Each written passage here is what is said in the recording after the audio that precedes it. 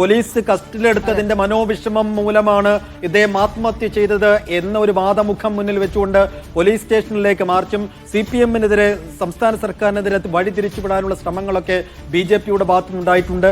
അത് വലിയ പ്രതിരോധത്തിലേക്ക് നിലവിൽ BJP-യെ മാറ്റുന്നു ഈ ആത്മഹത്യാക്കുറിപ്പ്. സ്വാഭാവികമായും ആ മാർച്ചൊക്കെ ഇനി എങ്ങനെ നടക്കും എന്നതുകൂടി കണ്ടറിയേണ്ടി വരില്ലേ വിജയൻ? പൂർണ്ണമായും BJP നേതാക്കളെ BJP സംസ്ഥാന പ്രസിഡന്റ് രാജീവ് ചന്ദ്രശേഖരനെ ഉൾപ്പെടെ ചോദ്യമുനയിലേക്ക് നിർത്തുന്ന ഒരു ആത്മഹത്യാക്കുറിപ്പിലെ പ്രസക്തമായ ഭാഗമാണ് നമ്മളിപ്പോൾ പുറത്തു വിട്ടുകൊണ്ടിരിക്കുന്നത്.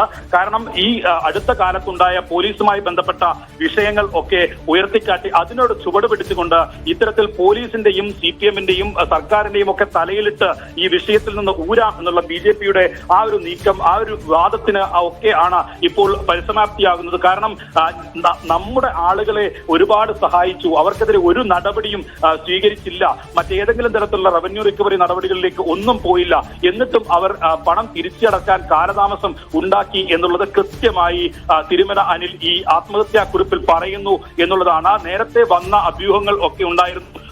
രാജീവ് ചന്ദ്രശേഖർ തന്നെ വെളിപ്പെടുത്തിയതാണ്, വ്യക്തമാക്കിയതാണ്. അദ്ദേഹത്തിനെ ആത്മഹത്യ ചെയ്യുന്നതിന് 2 ദിവസം മുമ്പ് നേരിട്ട് കണ്ടിരുന്നു, സംസാരിച്ചിരുന്നു എന്ന്. ആ ചോദ്യങ്ങളിൽ നിന്നാണ് ഇന്ന് വലിയ തരത്തിലുള്ള പ്രകോപനം ഇന്നലെ രാജീവ് ചന്ദ്രശേഖരന്റെ ഭാഗത്തു നിന്ന് ഒക്കെ ഉണ്ടാവുകയും ചെയ്തത്. അങ്ങനെ ഉള്ള BJP ഇത് മറ്റ് പോലീസിന്റെ തലയിൽ കെട്ടിവെച്ച് ഈ ആത്മഹത്യയെ നിന്ന് തടിയൂരാനുള്ള ഒരു നീക്കം നടത്തുന്നതിനിടയിലാണ് ആത്മഹത്യാക്കുറിപ്പിലെ പ്രസക്തമായ ഭാഗങ്ങൾ എന്തായാലും ഇപ്പോൾ പുറത്തു വരുന്നത്. BJP-ക്കാർ തന്നെ സഹായിച്ച് അവർ പണം തിരികെ അടക്കാത്തത് കൊണ്ടാണ് ഇത്തരത്തിൽ ഈ ആത്മഹത്യ ഉണ്ടായിരിക്കുന്നത് എന്നുള്ളതാണ് നിലവിൽ ഈ ആത്മഹത്യാക്കുറിപ്പിൽ ഉള്ളത്. അദ്ദേഹത്തിന്റെ മനോവിഷമം എന്താണ് എന്ന് ചോദിച്ചാൽ അത് തന്നെ താൻ സഹായിച്ച നമ്മുടെ ആളുകൾ തന്നെ തിരികെ സഹായിച്ചില്ല, അവരാണ് തനിക്ക് പ്രതിസന്ധി ഉണ്ടാക്കിയത് എന്ന് കൃത്യമായി പറയുന്ന ഏറ്റവും പ്രസക്തമായ ഭാഗമാണ് ഇപ്പോൾ ഉള്ളത്.